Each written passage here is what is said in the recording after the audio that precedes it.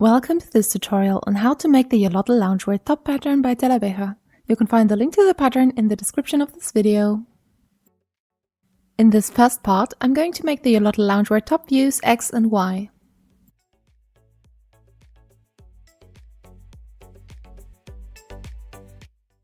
For this, I'm cutting my view X pattern pieces from a pink satin. And I'm cutting my view Y top from this golden silk. For view Y, it's important that you cut the front piece at the lower line. I'm also cutting my lace piece for view Y from this lace band. Cut it so that the pretty lace edge matches the top edge of the lace piece. If you don't have a matching bias tape, you will want to make your own, and here's how to do it. Take a 50 by 50 cm square and cut it diagonally. Put together two short sides and sew. Iron open the seam allowance. Then mark 5 cm wide stripes and sew the two sides together to form a loop, but align the stripes offset by 1. Cut along the marked line to get several meters of bias tape.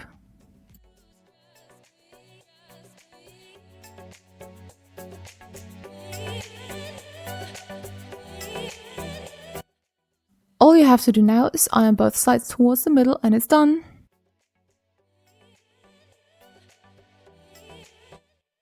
I've done the same for my pink satin and I'm directly applying it to the V-neck of my front piece. For that, pin the open bias tape to the wrong side first.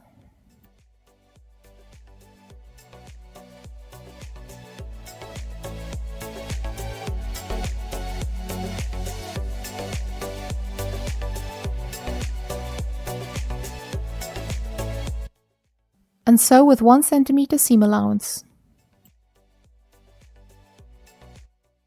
When you reach the tip of the V-neck, stop with the needle inside the fabric, turn the fabric and bias tape and sew on. Before we sew the other side of the bias tape, trim the seam allowance of the seam we just sewed.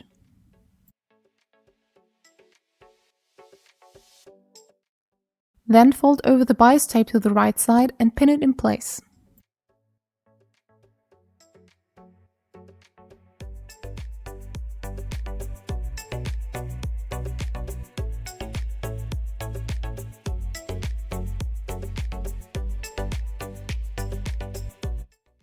Sew as closely to the edge as possible for a neat finish. The V-neck is almost finished. We just need to make it pretty by sewing the tip of the V-neck across diagonally like this.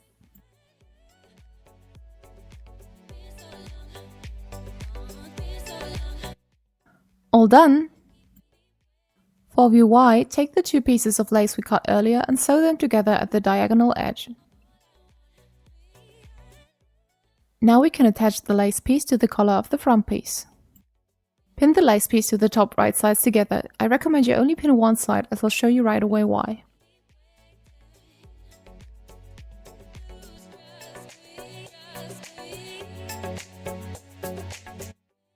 When you're sewing the lace piece to the top, proceed similarly as with the bias tape. Stop sewing when you reach the tip of the V-neck with the needle inside and turn the top and lace around to get the clean V shape.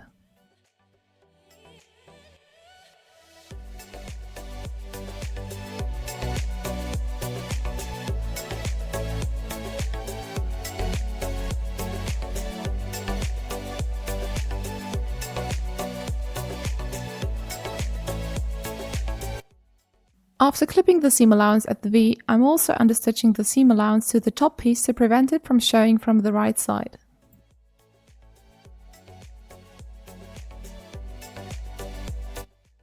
The next steps are the same for both views. Sew the side seams by placing the front and back top pieces right sides together. Then finish the seam with an overlock or zigzag stitch on your sewing machine. Pin the bias tape to the remaining open edge at the upper side of the top, starting from the top of the V-neck around the back to the other side of the V-neck. It is important you start and end with a surplus of 45 cm of bias tape. They will form the straps for the top.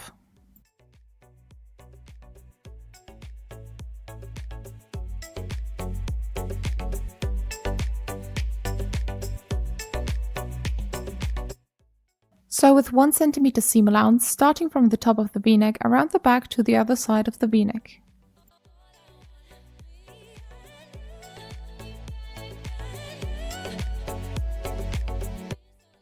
After trimming the seam allowance, fold over the bias tape to the right side and top stitch.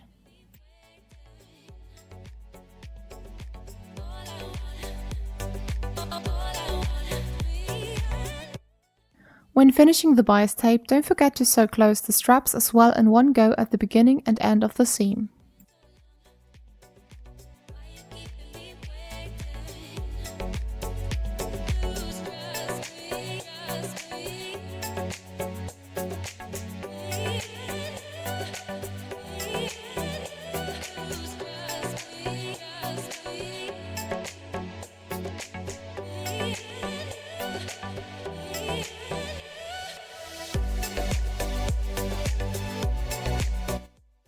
Try on the top and determine the length of the straps before sewing the straps to the back of the top at the notch.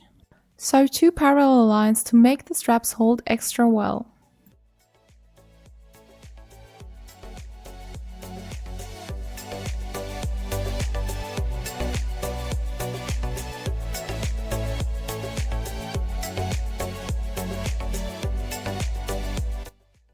The last step is to sew the hem of the top by finishing the hem with an overlock or zigzag stitch, folding the finished edge inside and by top stitching it. And the top is finished! Thank you so much for watching. I hope you enjoyed this tutorial, and if you did, leave a like, a comment and follow me for more sewing tutorials and sewing patterns. Bye!